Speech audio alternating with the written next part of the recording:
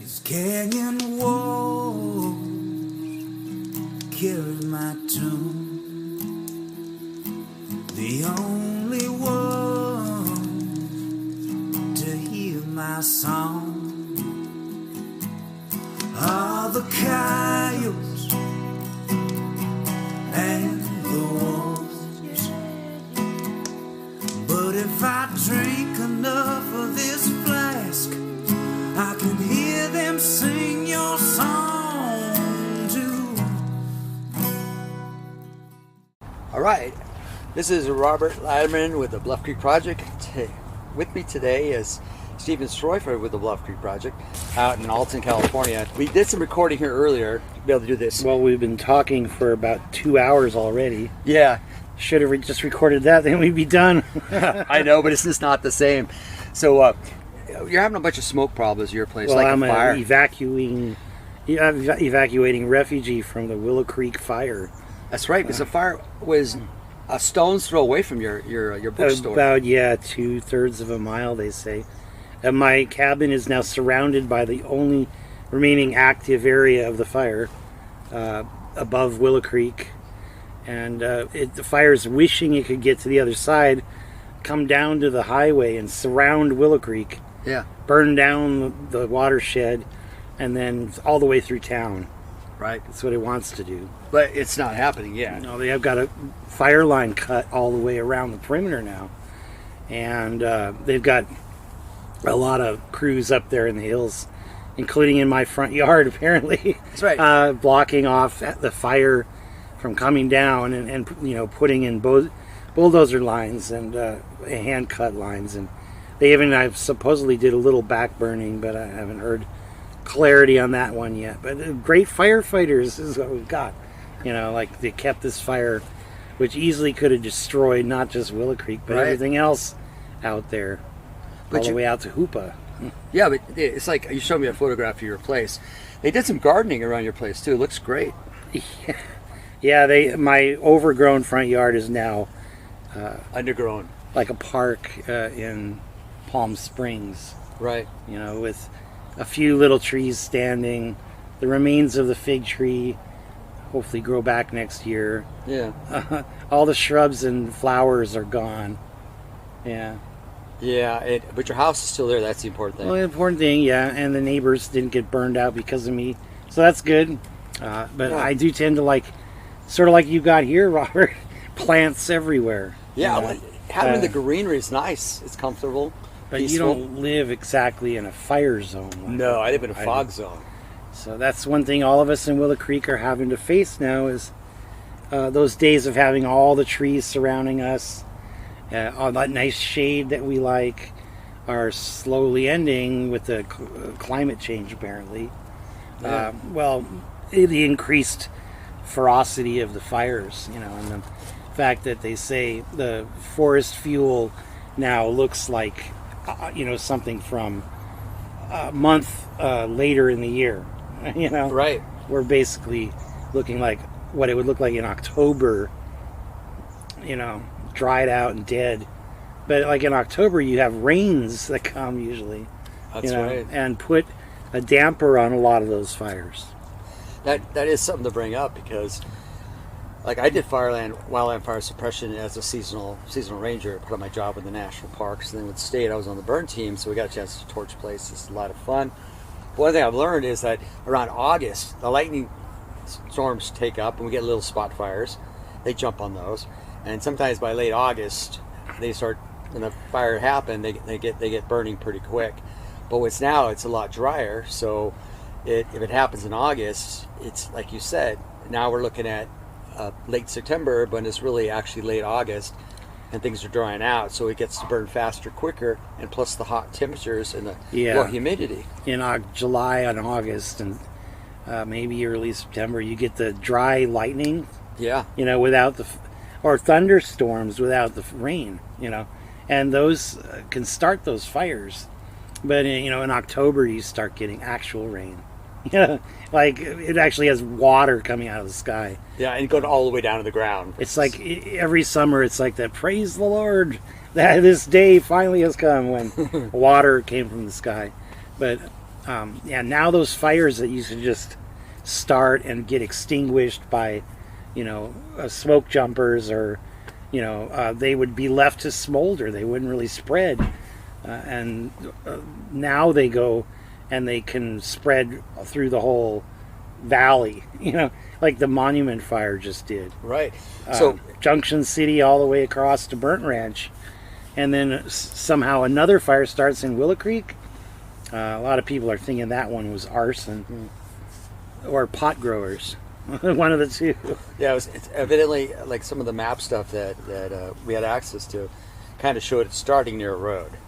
Makes you think about it. The origin of the fire before it spreads. Yeah, I don't want to blame anybody without evidence, but Right. That is pretty suspicious. Yeah, it is indeed. But fire's not new for this area too. As a matter of fact, do you remember how many years ago it was when the fire got really close to the Bluff Creek film site? Oh yeah, I don't know what that was. Yeah, I can't four remember. years ago. It burned right down to the Lonesome Ridge Road, and that was kind of almost above the film site area. But Yeah, never did it was get- right below the Nikowitz. right. Peak. The Nicholas Peak fire. And Nikowitz is just like north of Bluff Creek.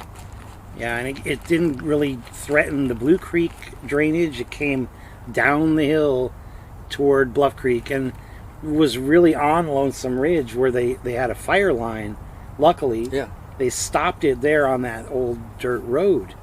If it weren't for that, it could definitely have gotten on the hillside above the film site, and then at night crept down, Yeah. And also there could have been rock and tree logs falling down, like they said this was what was witnessed in Willow Creek. And in some cases, you could hear the fire coming down the hill, like with debris.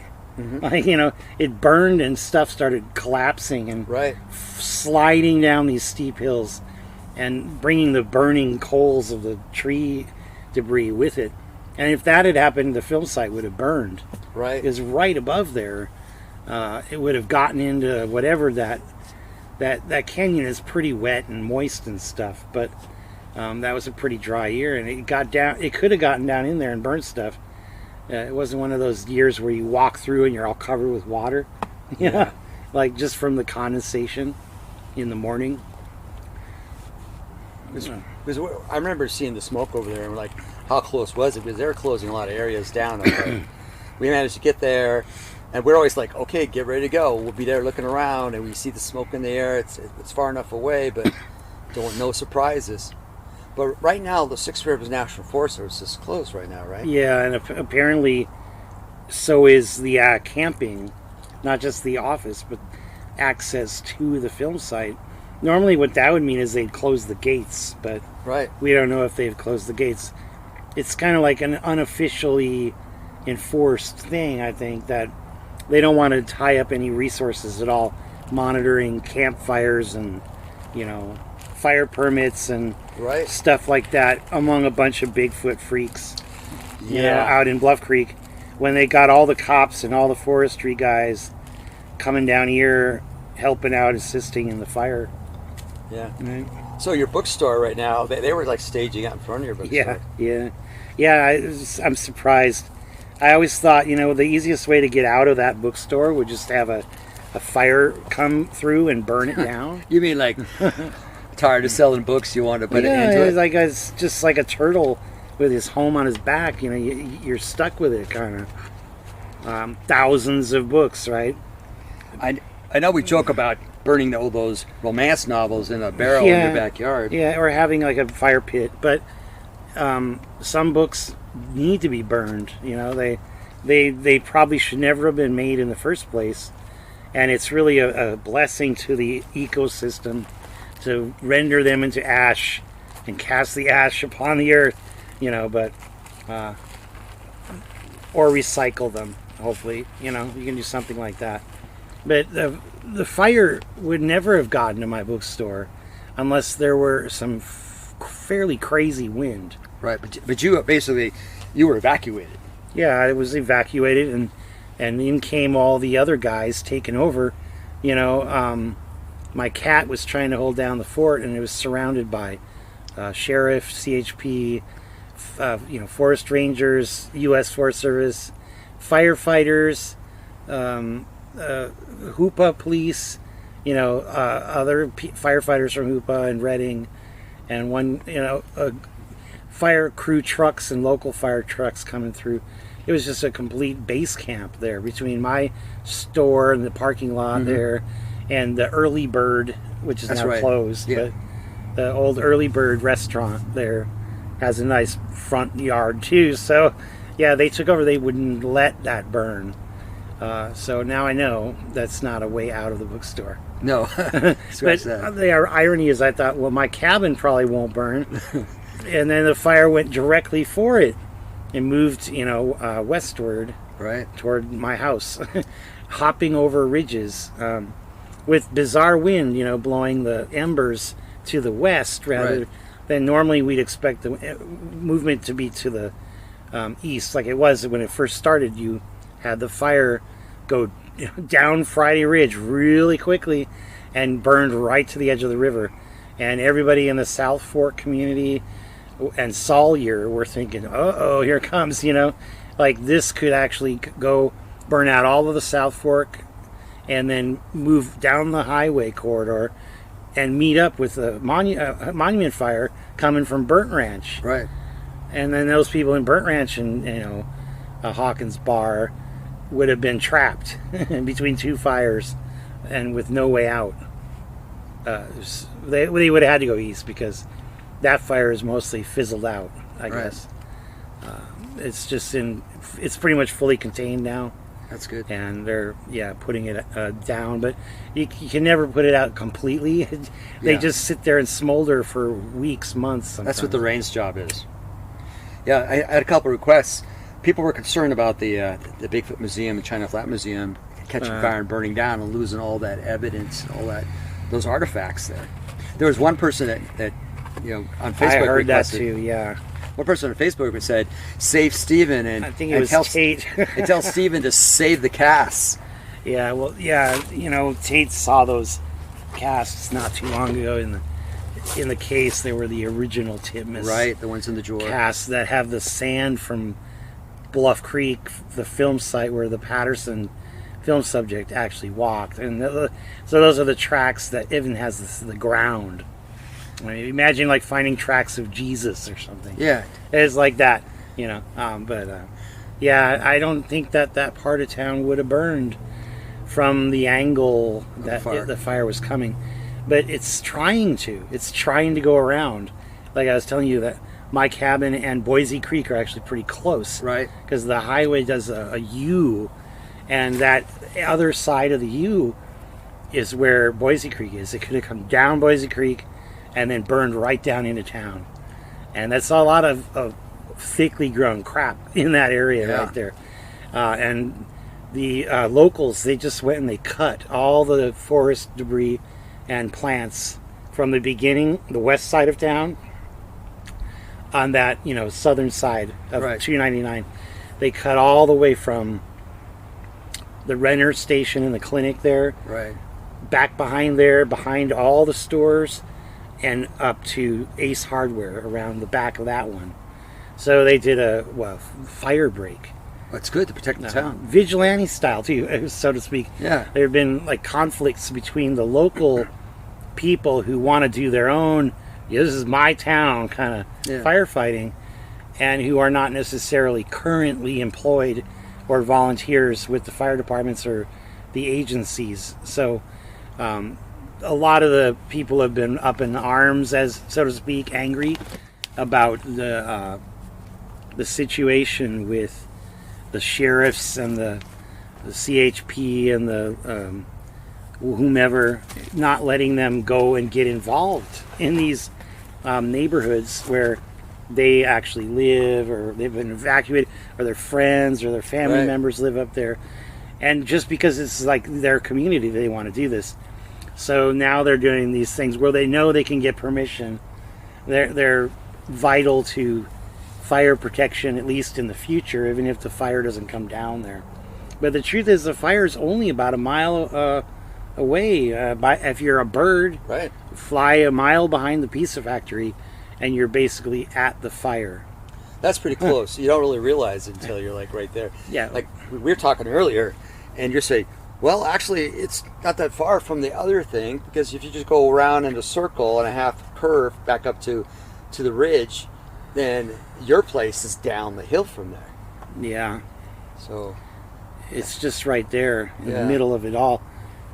You don't really realize it because people don't see the mountains. You know, if you look at it on Google Earth and you live on one ridge and you walk up it, you can see, well, there's the creek and there's the ridge. And, you know, like maybe you get up to the summit of it, but there's no outcropping. Yeah. You're just surrounded by trees. You're on the top, but you're still in a thick forest.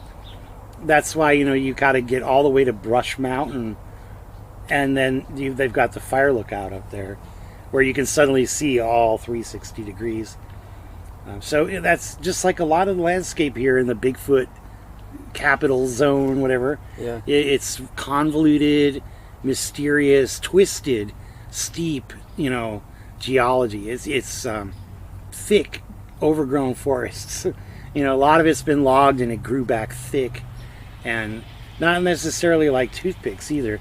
It's just, if you go just east here on Brannan Mountain in Willow Creek, you start seeing all this crazy undergrowth, you know, old growth looking madrone and oak, and it's all down here beneath the fir trees. So, like, they logged off the fir trees, the oak and madrone were left behind, or it kept growing, and then the fir trees succeeded over it. But now both those stages of forest are existing together, and it's just an insane amount of fire fuel. right, you have your ladder fuels. It'll take it up to the top of the trees. Oh, and those are hot burning woods too. Oak and madrone are just insane. To have them that densely packed, and you know, parts of Bluff Creek are like that too. Right. Parts of Bluff Creek is like toothpick trees, and you can see where the fires have burned in the past, like up there around Onion Lake. Right. You can see how that whole landscape was burned, and a lot of that stuff around the other side on what's the road called? Bald Hills Road. A lot of that forest was burned too, and you can see it grew back like twigs. I mean, now it's just like ready for a wildfire that could compare to what happened down in Paradise. You know, if you had a wind-blown crazy event, some lightning, a lot of the times thunderstorms, they generate these crazy winds that blow out from the east to the west, and they blast in here and drop hail in the middle, like July or August. You know, I seen in the middle of the summer, the whole main street of Willow Creek covered in what looked like snow. You know, Yeah. It was actually like a winter wonderland. You could have frickin' skied down the hill on top of the ice. You know, Try driving on that. You know, those little ball bearings under your tires. well, yeah, it was weird, and it was all slush after a while. But Yeah. that came out of nowhere.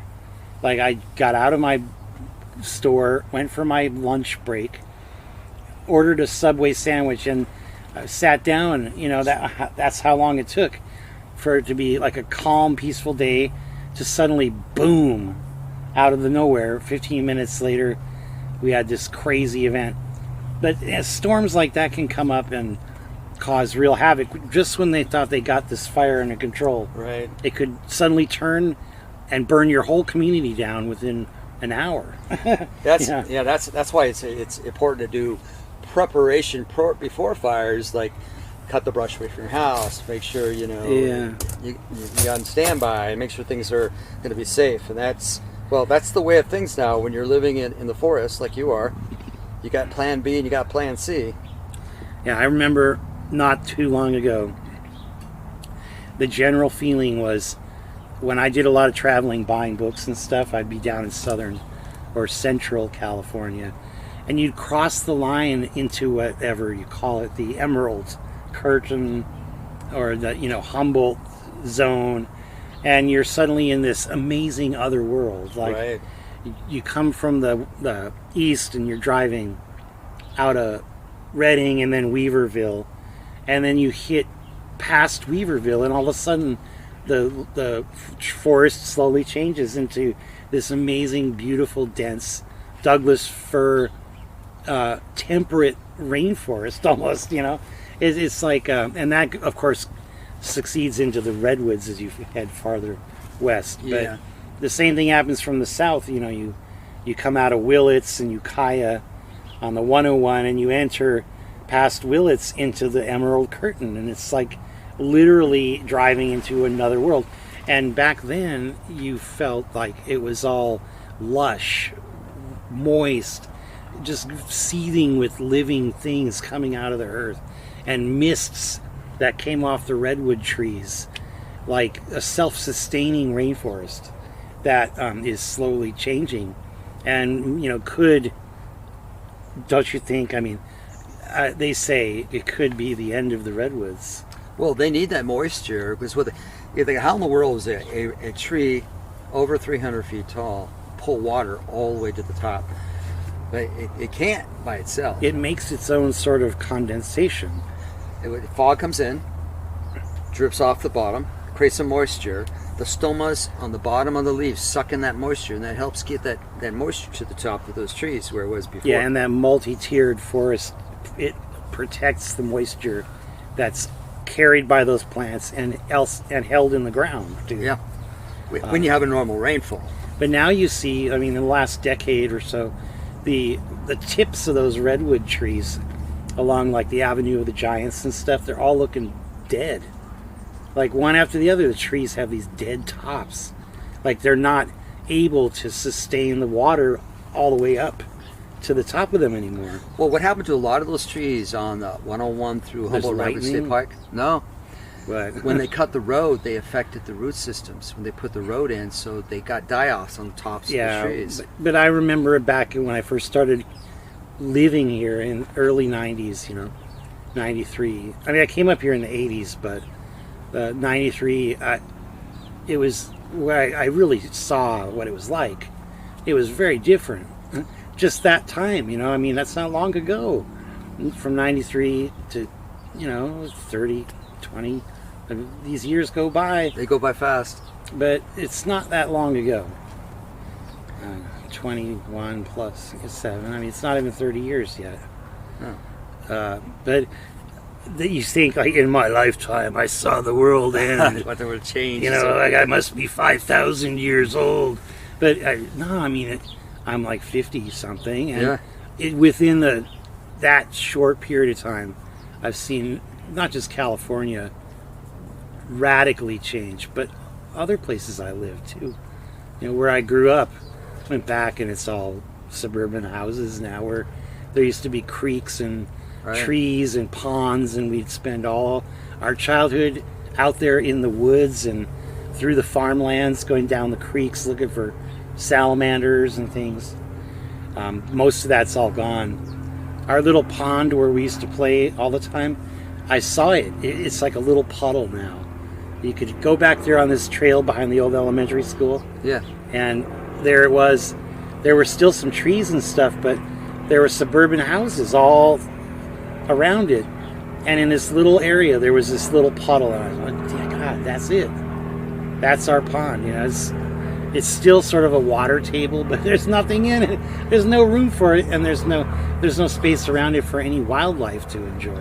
Well, change is a scary thing. Like you got a chance to get the tour of my place here, where I kind of created my own little ecosystems. Yeah. I kind of want a piece of nature close by, and It's like an oasis here. Yeah, it's nice, except for they're flying aircraft over the top. Well, you're not. It's an oasis. That doesn't mean there isn't like the desert of civilization all around you, and this could all change, I guess, if we had a desertification of California. But you think back in times historic, how they say like sub-Saharan Africa, right? But the sub-Sahara, well, that didn't make much sense when the Sahara didn't exist. It was within fairly close to modern historic times, a forested, green, lush marshland, depending on where you were, our human ancestors were able to cross that land, and they found, human ancient bones up in the northwestern edge of Africa. So how did they get there? I don't think they came up to the top through the Nile and then just went along the edge. No, they had to make it, and they could make it into northern Europe. Yeah, I just saw an article about that, but I guess we're going to understand that more. It's just that it's hard to do any kind of archaeology underneath all that sand, right? Right. Well, you never know. You get blown away. So, kind of change the subject a little bit too. But I just wanted to mention before we talked about fire that you had a close call and you survived it. And you've been away a couple of days because of the smoke, and they're still trying to clear the smoke out. But you're gonna, after we're done here talking and yakking away, you're gonna head back home and try to make the best of it. I'm thinking so, because, well, I've been down here where I can actually breathe, so I'm almost feeling normal, like I can smoke a cigarette now. Yeah, up there you didn't have to worry about smoking it. You just inhale it. Here you have to actually light it up. But yeah, you don't feel like smoking when you're in Willow Creek and you're already breathing smoke. But it gets, actually, your lungs start to hurt. Yeah. Yeah. And you realize your brain isn't functioning properly. You feel very tired. It's getting smothered. People can die from it if they're not healthy enough, if they have lung problems or whatever. But yeah, I was thinking of going up there tonight because the evacuation order has been lifted from my store area. But not your house. The house is still blocked off by the CHP, and there's firefighters occupying my front yard, apparently. Yeah. They're like staging there. There's a water tender and what's the other thing called they bring with them? An engine? You got one that has water and one that they put the water in the engine. Yeah, it's like a green fire engine. And then a water truck. To fill up the engine when they run out. Yeah, and they ran a hose all the way up the hill beside my house that goes apparently all the way up to the top of the ridge, past the pot grow. They should probably be staging on the pot grow. They've already got huge water tanks up there. Yeah. They've clear cut the woods, like 5 or 6 acres. Making me rather angry because I used to go hiking back in there, and now I can't because you might get shot at or something. Well, you never know. That could be the reason your place didn't catch fire too, because they eliminated some kills. No, the fire break provided by the pot grow didn't come into play, but the Forest Service could have used it. Mm-hmm. Probably, though, there was no one there to talk to, and they probably didn't want to intrude on the illegal growing that's there. Mm-hmm. I don't know why they'd be so polite to an illegal pot grow. Maybe it's not illegal, but I don't know. It's rather too large for a permitted program.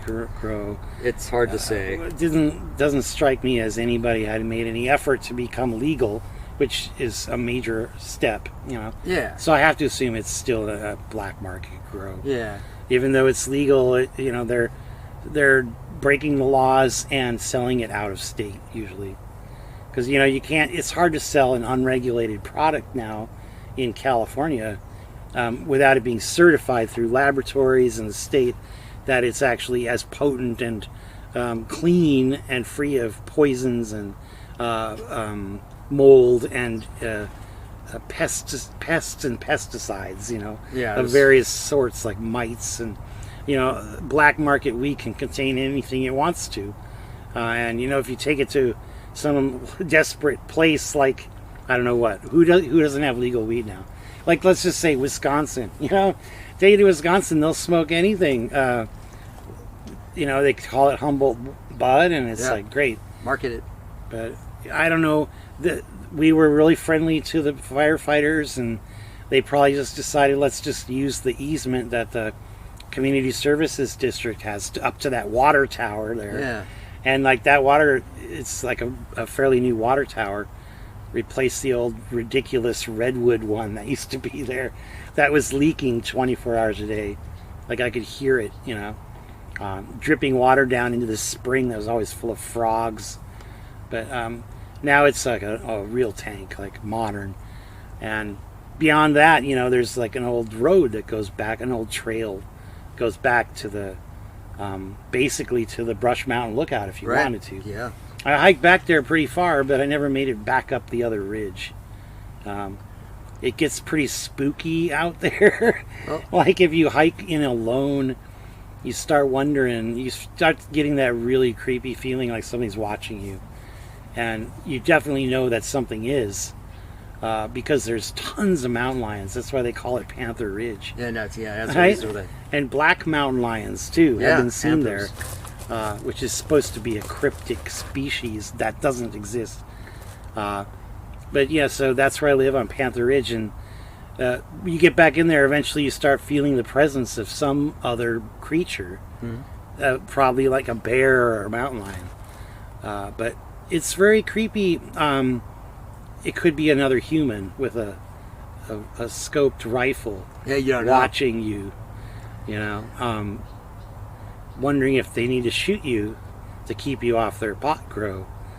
At that kind of point, you start one thing to be sort of spooked by the idea of Bigfoot, but Bigfoot's not scary at all compared to humans, especially greedy humans. Yeah, let's talk a little wildlife, because before the fires, you're telling me that you have this bear that would come down that trail. By the way, I saw the photo. It's now a fire lion, a scratched-in lion. Well, it looks like a fire line. Yeah. The trail behind my house in that second photo is the game trail. That's where the deer and the bears come down that trail.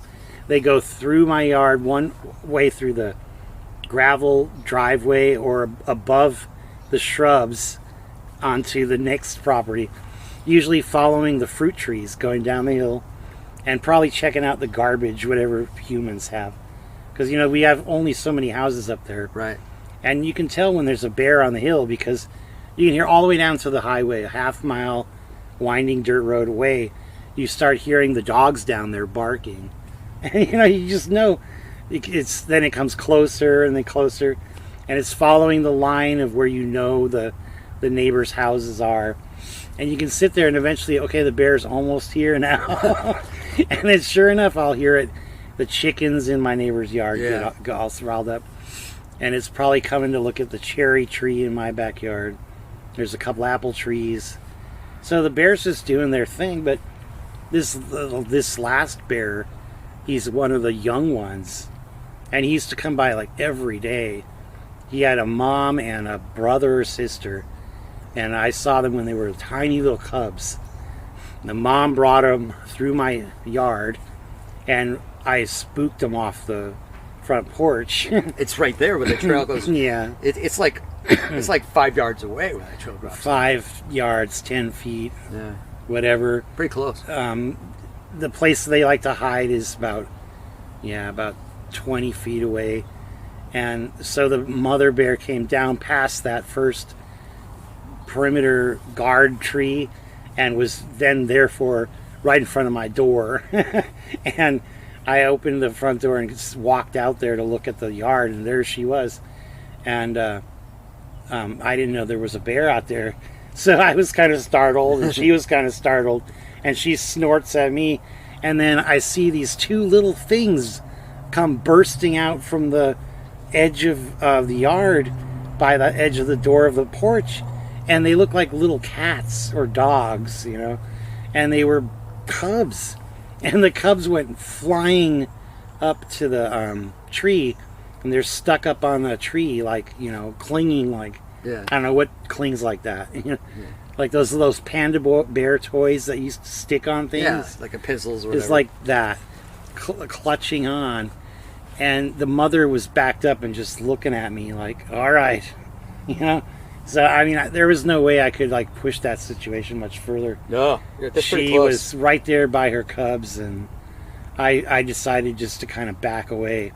So I could see them through the wire screen of the porch, but not really get a good picture of them, which would have been cool.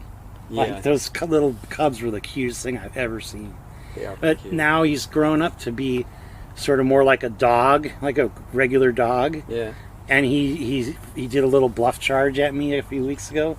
like I was giving him the eye, and I realized I looked at him too much, like right in the eye. Yeah. I was trying to do the sort of deflected thing where you look off to the side, but then I decided I wanted to talk to him, so I looked him right straight in the face, and I said, "What you doing? What are you doing here, Bear? What are you thinking?"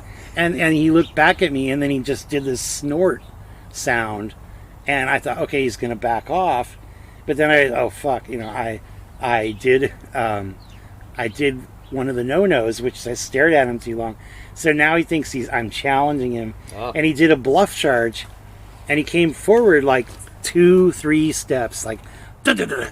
And then all of a sudden stopped and looked at me, and I was just standing there looking back at him, and he freaked the hell out.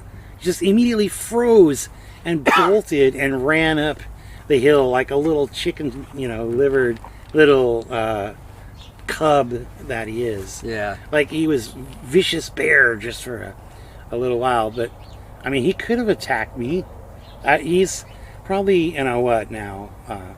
getting closer to 100 pounds. Yeah, but he's got to have a good reason for it. He's still a young yearling. But the last I saw him is the day the fire started, and he was walking right behind my house. He came down off that game trail. He looked at my compost heap and saw that it was just coffee grinds, and walked behind my window. I saw him through the window, and he was walking down in this little flattened area right by the edge of the building where they cut the hillside backs, right? To keep the dirt off the structure. So it's like kind of like a sidewalk, flat walking area, and he just sort of walked right past there. So I went back to the next window over, and I could see right down on top of him. He didn't even notice me, and then he just walked off to the west, like he's heading that way for a reason. Like getting away from that fire, I guess. But yeah, I saw him go over the edge of the hill and down into the creek. He just went right straight over the edge, down that steep hillside. It's right there. It's on the opposite side of your porch, on the other side. Of the house. Yeah, on the other side of the house, on the western side, is Bloody Nose Creek, and the hill down to the creek is near vertical. It's very steep. Like if you want to escape or hike, you actually end up sliding down on your ass rather than walking, because the ground is all rock debris, and it just doesn't make any sense to walk. If you slide on your ass, all you got to do is make sure you don't hit something and rip yourself to bits, or have your knees apart when you lose your balls or something. Yeah. So a long time ago, you told me about a strange encounter you had at that very house in the forest. Yeah. And you don't even know what it was. You're not even so sure. Uh-huh. Have you thought about that? Do you think it could have been a bear you encountered, or what? Could have been, but I've when I first had it happen, I hadn't lived in that particular place but a few months. You want to recap what happened real quick? In 2007, I moved in there, and I moved in this winter. Everything was mud. It was the construction zone, because they had remodeled this old, like, I guess, hunting cabin into a more livable structure, and I lived basically on the land that was owned by the Wallace family, Ray Wallace. Oh, yeah. His brother Shorty, or Wilbur Wallace, owned this land, and those two are known to be the great Bluff Creek track hoaxers. And so this house was built there, and when I moved in, it was 2007, and then the year ended in 2008. My mother was in stage 4 cancer, so I was going down to Santa Barbara to be with her, and she might have to go to the hospice, and so forth. So this was like all happening at once, and obviously a lot of stressful and life-changing things, moving, your mother dying, and suddenly something comes down in my yard. Like the old Native American saying about Bigfoot, that he shows up in times of trouble or as a warning or a guide. That's sort of how it felt. But it wasn't like I was so super inclined to hallucinate Bigfoot. I mean, what happened was I heard something creeping up above my house on the yard, the hill. There's no fences, it's a forest.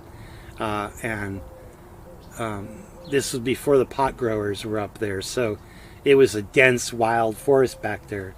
And mountain lions and bears would come down way more often, I'm told by the people who lived there longer than me. But anyway, so the thing came down out of the woods along the line where the forest had been kind of cleared a little for my yard. And basically what happened was the thing got to the edge of the other side of the yard, and I could hear it creeping. I thought it was a deer or something. Not necessarily even catching my full attention. I was just sitting outside smoking, reading something, and this thing suddenly made a cracking noise as it stepped on something in the underbrush, like a piece of wood or something. And it sounded like it was suddenly off balance and coming down the hill with this whoomp, whoomp, whoomp, heavy striking footfalls on the ground. And this was vibrating the earth and striking the concrete foundation of the porch where my house is, some 30 yards away, not really that far.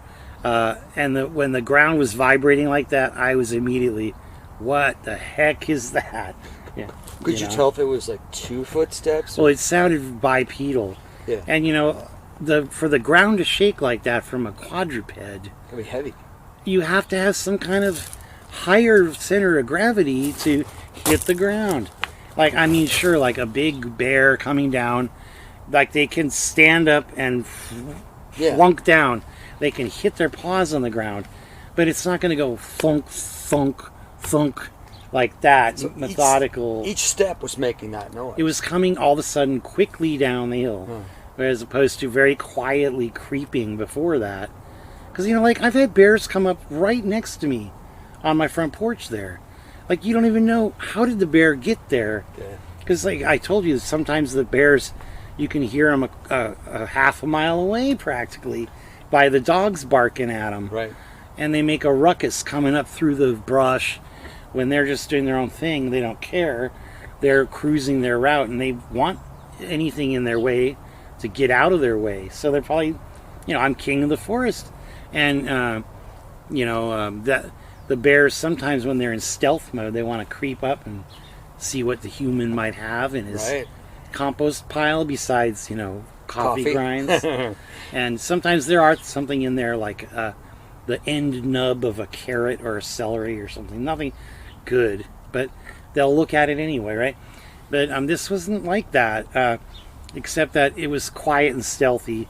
And then all of a sudden, boom, boom, boom. And then the last sound it makes was basically a crashing down into the thick brush there at the edge of this wood pile. There's like a bunch of yard wood piled up back in there, big branches and stuff. And then another wood pile of some old redwood fence slats. And it came down in sort of in between those and hit the ground, apparently. And so I thought, what the heck is that? And I'm immediately out it. I've told this story a million times, but I'm never going to say it's Bigfoot necessarily. But I'm out in the yard.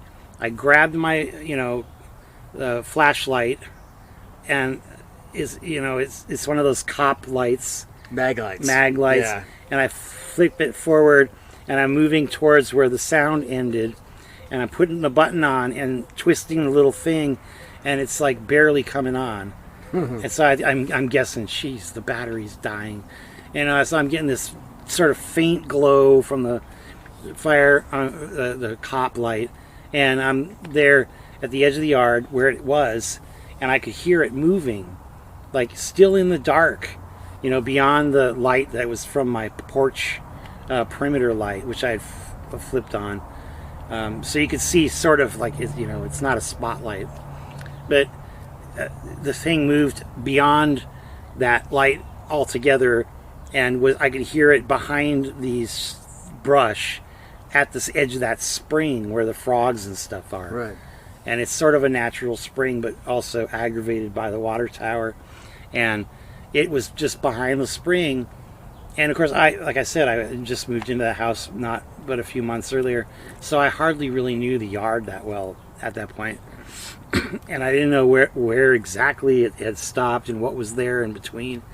And I couldn't see it with my flashlight. So I just said, well, I don't know what to do. It was sitting there and not moving.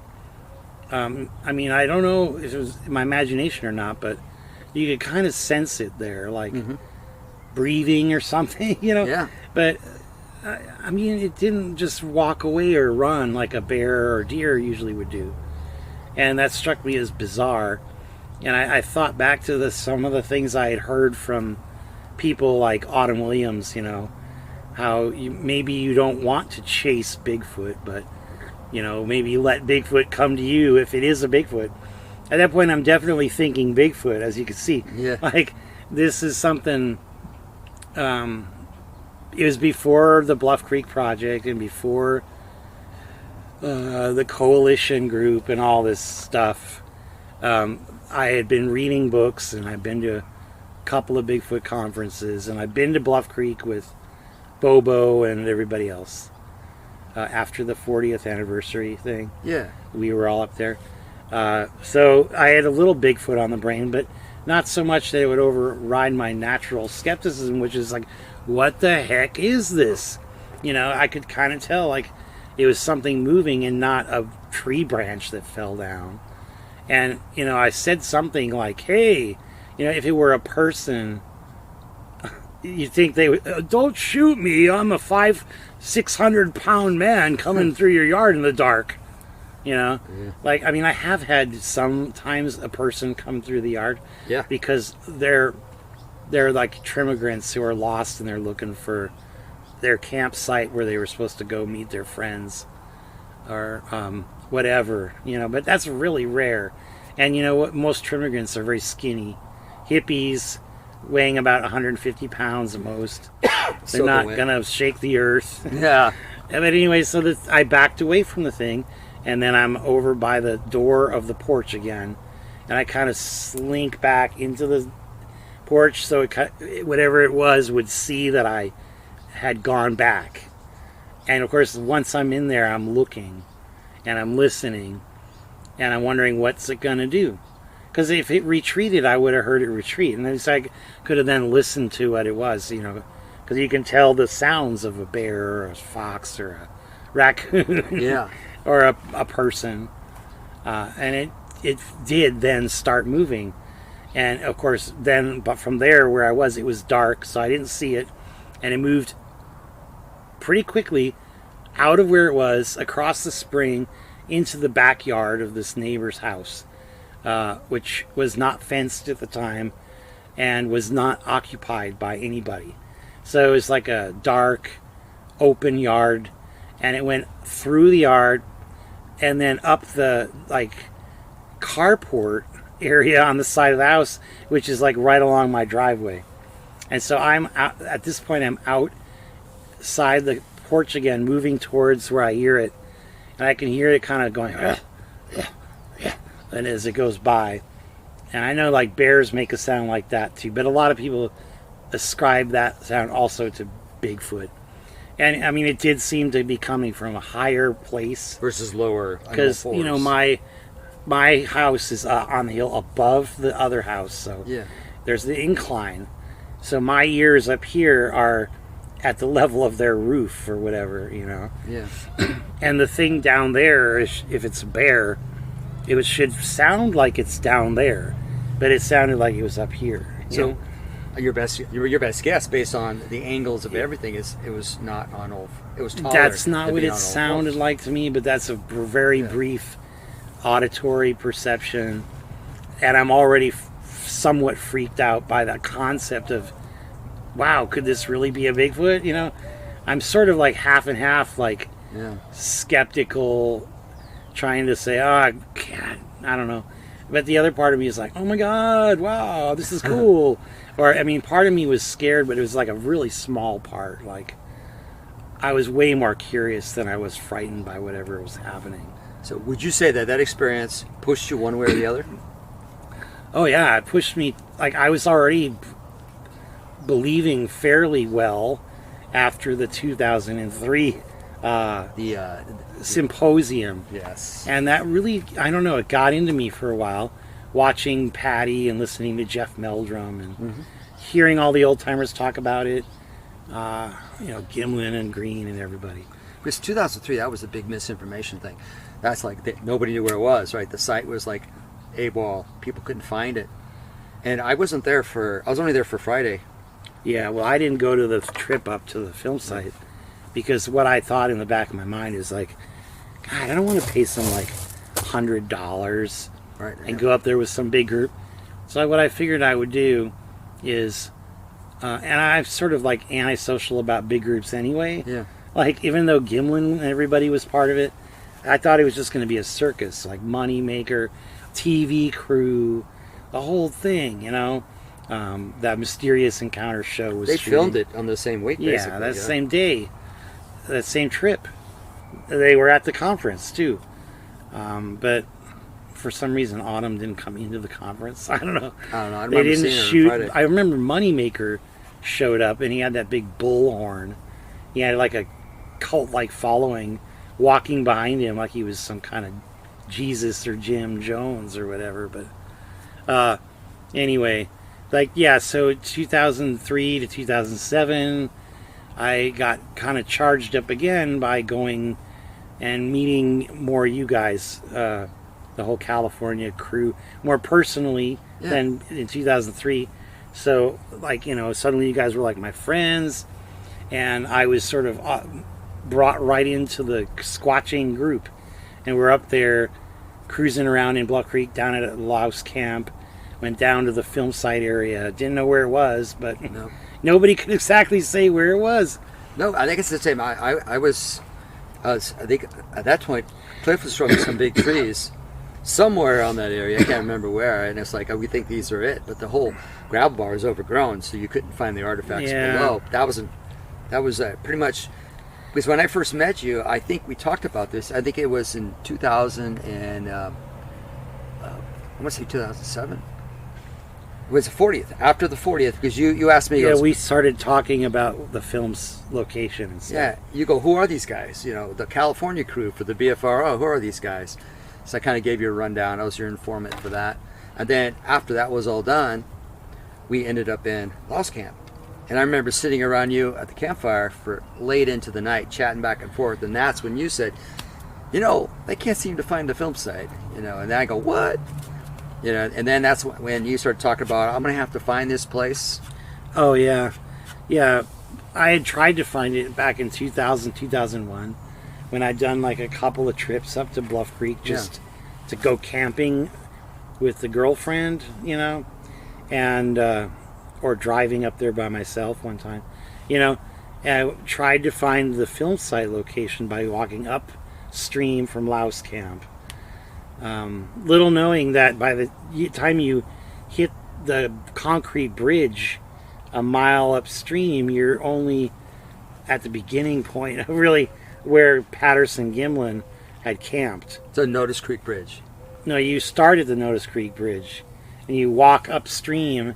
Eventually you come to the big concrete bridge which goes over Bluff Creek, right? If you're hiking up from Louse Camp. The one where the spur road went in, and at the time it wasn't a bridge, it was a river road. Yeah, there was a... Well, the concrete bridge was a ford at one point. But anyway, so I had John Green's pamphlet book, you know, the yellow one, the On the Track of Sasquatch. His map's not very accurate. The maps are pretty vague. Yeah. And so I was under the impression that Patterson and Gimlin had started in Louse Camp and that they had gone upstream maybe 2 miles, or maybe 3.5, depending on what the guys said. Yeah. And I thought, well, okay, let's just hike up there until we get tired. And we felt like we had hiked about a mile or a mile and a half, and we found some cool looking sandbars. But at some point we just sort of said, I don't know, this could go on forever. And it's like probably lunchtime or whatever, so we went back. And, the other times we tried to access it from the old road that is now closed. We went up this 2,000, what was it called? The number on it? Why am I blanking? Oh, we're not talking about the Perez Memorial Highway, right? You're talking about the one that used to go directly above. the 10 road. I don't have the atlas, but I think it. But one of those roads goes out of Laos Camp, and it's the one where the big berms Perez, where Perez's RV crashed. Right. And I'm pretty sure that's the road we took, not the other one. I think the other one up by the bridge was closed earlier. Yes, true. And the one out of Laos Camp going up that hill was very bad. I can see why Perez crashed his RV, because we were in a Ford Ranger 2-wheel drive and we were going backwards trying to go up. That's scary. Like, we actually had to stop and put rocks in the back of the bed so that the rear wheels would sort of have traction, I guess. Finally we balanced the car out enough so we could kind of bump it over those gravelly parts and then pay more attention and try to just blast through anything that looked questionable. And then we'd find these little spur roads off that went down to the creek. And you could hike on them, and they were obviously logging roads, because you would go through a barren spot and then you suddenly hit this like literally walk into a rich, beautiful forest. Right. And you'd go through this spot that wasn't clear cut, and then you come out the other side of it, here's another barren spot. And it was like one of those crap ass logging operations where they never replanted properly or whatever. Just didn't give a damn. Let it to rot. Who cares? Walk away, right? Yeah. But that's what it was like. And finally we got to this edge of one of the forests, and we came out in this logging wasteland, and there was like debris slag everywhere, and we could see where Bluff Creek was just right down below. And I'm convinced, like, at that point we were above the lower MK site, near where that gateway, stump is. The stump that has a tree. We were right above that, probably. Yeah. And I was looking up the canyon, and it was now facing, going to the east. And I know now that that's where the film site is. But, it was just looks so daunting to get through this wall of logging slag. And then it looked like past there, I got the best view I could get. It looked like a near vertical drop down to the creek below. And so finally we just said, this is impossible. Let's get out of here. And we didn't know about that 12 and 13H. Right, the spur road that goes down the film site. Yeah. It wasn't there back then. That road was there when we were looking. Yep. But no one knew about it. And, probably no one went on it, because the first time I saw it, it was like a nightmare. It was literally like a jungle. And you're driving into it hoping there's a road on the other side of the plants. And like literally there are like tunnels. Down below you, there's all these volunteer alders coming up, and on the sides of you there's all these crazy alders and madrone and manzanita, sharp snaggy things, and you're just driving through it like hoping that it doesn't get any worse, because like if you got stuck in there, how would you get back out? How'd you back out, especially with your one-wheel drive Ford Ranger? Well, yeah, but that's not the truck I was in. At that point, I was in with people like I went down there with Yamarone and McLean, Scott. Yeah, passed away. R.I.P. Yeah. We went down that road in 2007 among that group, like Bobo and Cliff were supposed to go, but they had to do something else. They were up there. I mean, they had to do something else there, so they didn't go with us. And I just went with Tom and Scott, and we got down there, and the road just struck me as so bad that it's like barely passable with a 4-wheel drive. Not to mention the scratching that's going on with all that vegetation. And the whole time your car is getting, it's like that fingernails on chalkboard grinding, where you just know, man, the paint job's shot on this car. Whose car was it? I don't remember. Yeah. I really don't remember. But yeah, after that, it was me and Ian going down that. And we noted every year all the changes and stuff. Right. Like, we got you the next year. 2010. Yeah, so 2009-10. And then the film site project was born. And that became our, research topic. It's like, okay, well, now what? When was this road made? Why did they make this road? Did Bob Gimlin and Roger ride their horses down this road? Well, I guess we found out, no. Wasn't even there. This road didn't exist then.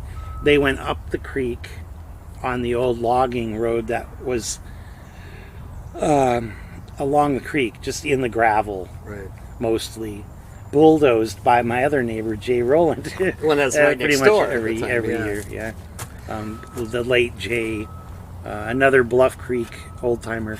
Yeah, you got a lot of information stories from him. He told you. I used to see him. It was almost like I feared seeing him because I ate at Subway a lot for lunch, and him and his wife were always there.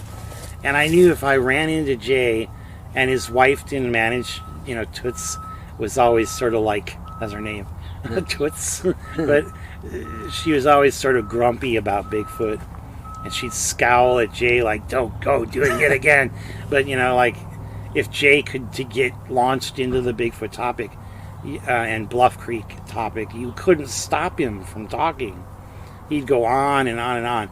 I mean, telling you how he operated a bulldozer or whatever other equipment, How I built that flat part up there by the end of the bridge at Notice Creek, it was like Gulf, and the road was kind of eroding down in there. Yeah. And so he took and put a log down in there that he thought could brace and hold some stuff. And then he plowed and bulldozed some stuff down in there, like soil and snow. And then he sort of had a flat level surface. And then he worked on it again the next year. So now it's like the way it is now. It's like flat, where you could actually pull your truck around in there. Yeah, it's like a big circle. You can loop it through. That's where Jamie seems to think that the fuel tanks were kept. That's probably why Jay built that. Although he didn't quite remember why he built it, but he remembered every detail of building it, It's that spot, you always hear about it. Oh, that's where the 55-gallon drums were carried and tossed in. That's where the spare tires were tossed in. That's that location they were talking about. Well, it's one of the locations, but I don't know if it was necessarily just there. There's not a big cliff on the side, except if you look towards the Bluff Creek area. I think some of it happened there and some of it happened where Jay also told me. Yeah. He seems to have told Jamie one thing and me another. Yeah. When I asked him, how far up the road would you say from the Louse camp or the bridge at Louse camp? Maybe he didn't understand which one I meant. I don't know, but they're both very close to each other anyway. That's like we just talked about Cement Bridge. There's the one that was built in 58, and then there's the one they built in the 80s that crosses Bluff Creek. Or whenever Notice that Creek. was. Yeah. It was after the film was shot and after the 64 flood. I mean, so it could have been built in the 70s. I don't recall that we ever found that out. For sure. Because Peter Byrne doesn't talk about that road in his book. Yeah. He was describing it the and old it's in the way. 80s, right? He wrote that thing around the 80s, late 70s? 70s, 75, I think it was. And Barbara Wasson doesn't talk about that bridge. She talks That was about, like 78. Yeah. Anyhow. Hey, no, she does talk about the bridge, doesn't she? And her book was published in the early 80s? So 78, I think. 79, So maybe. somewhere around there, that bridge We was better put in. check on that one. Yeah. But I'm kind of certain now that I think about it, she does mention a bridge there. And she talks about... Because remember, we were kind of wondering... Oh, the distance where which the camp was. bridge did she mean? Yeah, but the camp. She Notice says Creek Bridge. the bridge over Bluff Creek. Approximately which a is half mile above the bridge over... A way to distinguish between the other bridge, which is the bridge over Notice Creek. Yeah. It's not Bluff Creek at that point. That's where we were. I'm finding where the camp was based on what she wrote in her book that was published in 79. I think that what I was trying to talk about still was getting all lost and trying to find it. And so we got all obsessed with all these little details. We needed better details than the sketch in Green's book, the horrible map in Peter Burns' book, the incredibly wide scale topo map in Wasson's book, which was nice and accurate, had like 7 sites marked on it, just like the Green map sketch did. But they're just little numbers that cover, like just making a tiny number and circling it, you're like drawing about a quarter mile or whatever, on that scale of a map. And so that didn't do us much good either. Why couldn't you just gone over and taken all the research and just apply it and find the film site? Well, this is a question for the audience. Yeah. Because, you know why. Yeah. That's what we learned, is that you cannot trust blindly any authority. I mean, even if they're your good friend, you can't necessarily just go by what they said and find it to be useful or true either then or like 40 years later. So like some of the sacred cows we had to overturn, and even people like John Green and Bob Titmus and Jim McLaren or Bob Gimlin, who else was there from the old days, who were there at the film site then, Jim McLaren and Gimlin, and they were there then, and then Peter Byrne and all the other guys came later. The last time that Green had been there, he finally told me. I had set numerous conversations with him, by email mostly, and he told me the last time we went there, me and Bob Titmus, before Bob Titmus died, was in the late 90s, sometime before Titmus's demise. I can't remember when he died. Was it 99 or 98? I can't remember either. It must have been like 97, 96. And, they didn't, being old guys, they didn't exactly bushwhack. But they went on to Lonesome Ridge, where there was this area where you could, in the past, just look down and see the film site at the bottom of this rock slide, right? Right. You could look down and see it from that side. And if you went on the other old road, the 12 and 10, you could sort of look upstream and see there that way. Although not necessarily the film site, because it's down below the curves. But so they went on whatever he told me, 2 different ways, and looked and couldn't see it anywhere. And they tried to hike down this old trail they used to take. Yeah. Which I guess, from what he was telling me, was from Lonesome Ridge down. Yeah. There's a curb there now on that old road section. I guess the 12 and 10 that they closed off, that section of it. That's one of the routes. And there's a curb there that's still there to run the water off. But you can walk in there, weave between the trees. There's an erosion area there. That's the place they were dropping down. Yeah, and you can see the old 12 and 10 road is there. but it's so overgrown you need a machete, really. Or a chainsaw. You need something to hack through there. A trail could be made by people like us if we really wanted to. Yeah.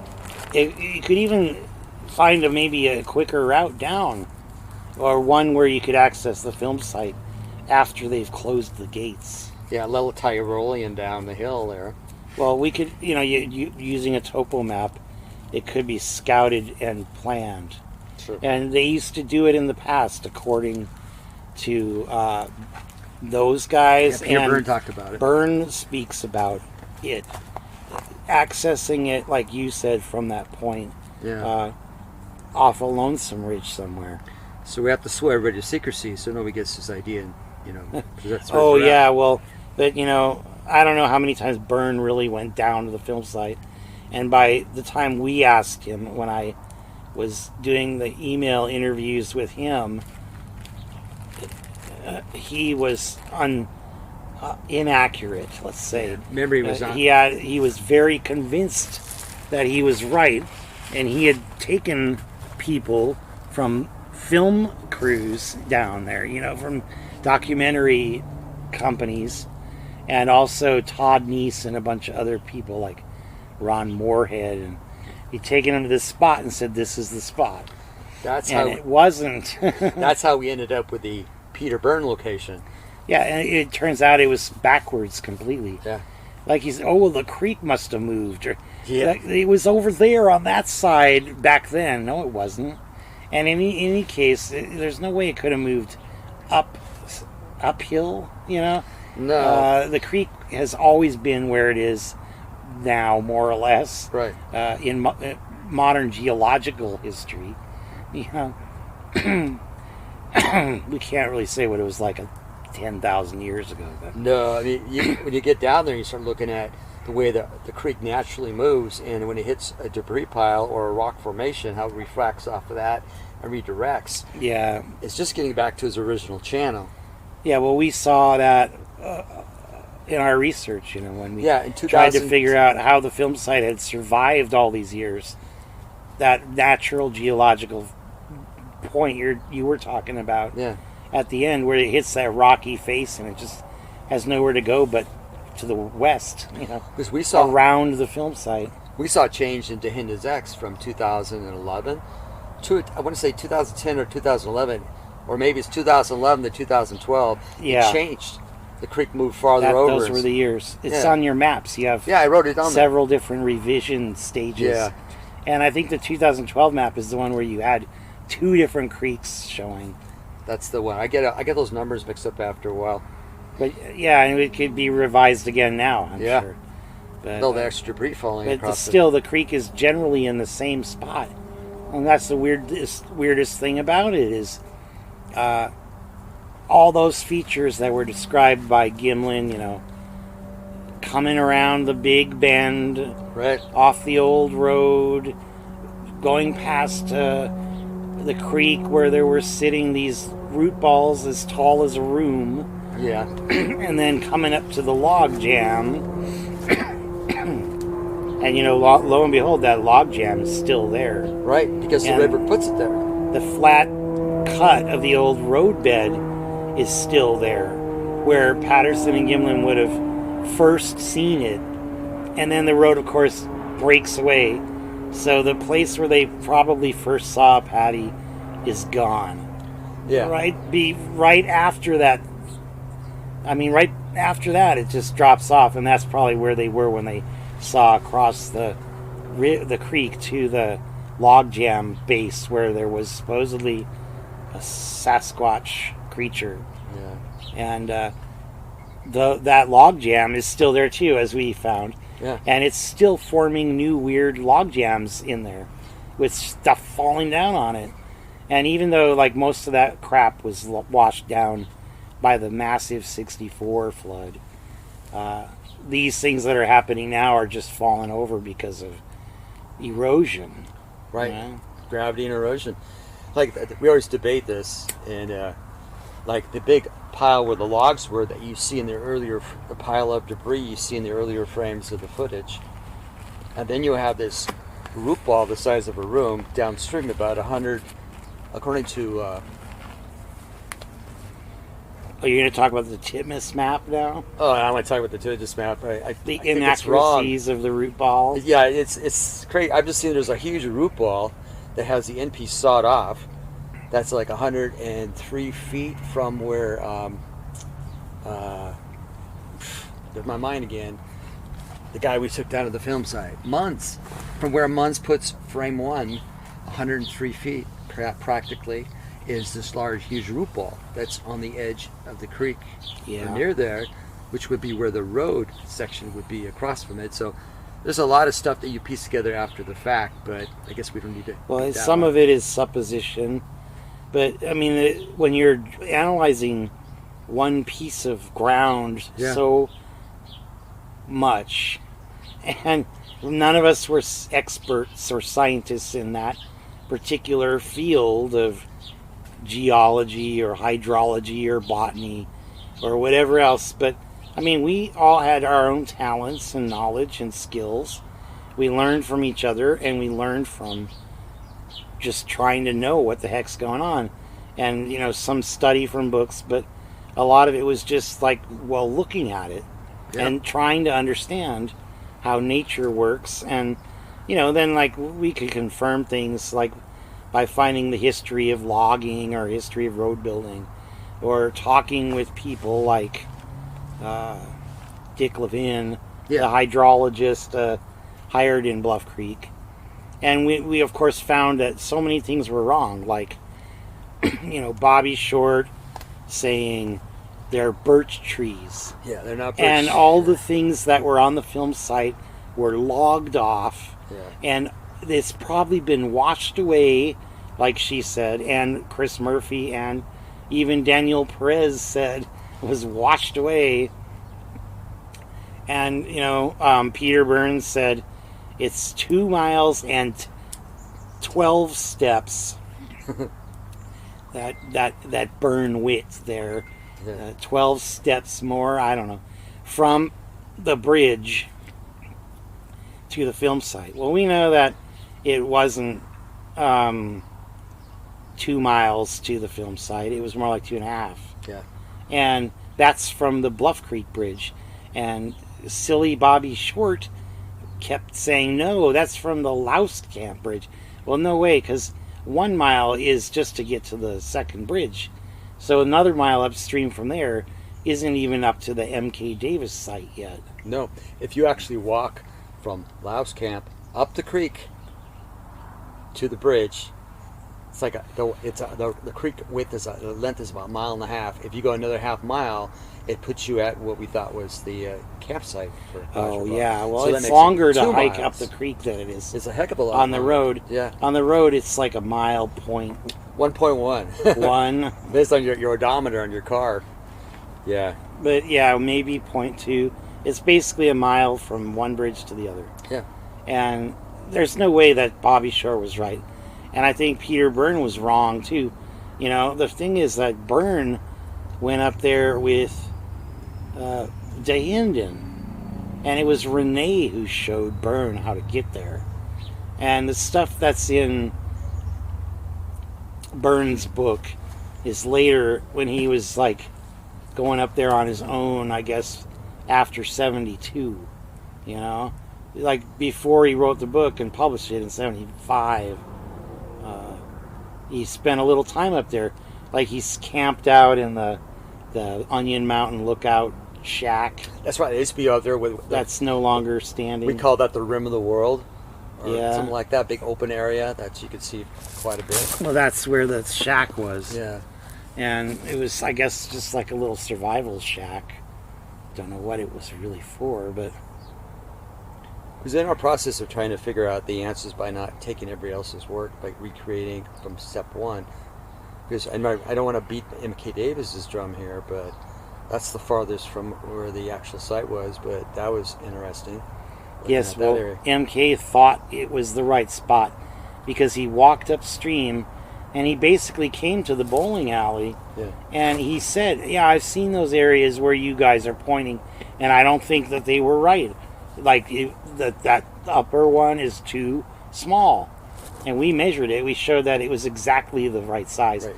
And in fact, every measurement fit perfectly to show that it was not just the location, but the stumps and the trees and the log piles. Right. And the trackway and the first And the stumps. frame and the first, sighting spot are all perfect. Whereas M.K. Davis's spot, turns out there was this guy who doesn't want his name out there. Yeah. But his first name is Derek, and he's called D by some people. He was up there in 2003 with a big Yes. misconfusion. And he was one of those guys in the argument, Yeah. a great confusion Yeah. of 2003. And he was one of them that argued and then went off downstream. And he found some things that he thought were accurate and stumps and things. And down there, of course, we know it's a big sandbar, nice open Right. area.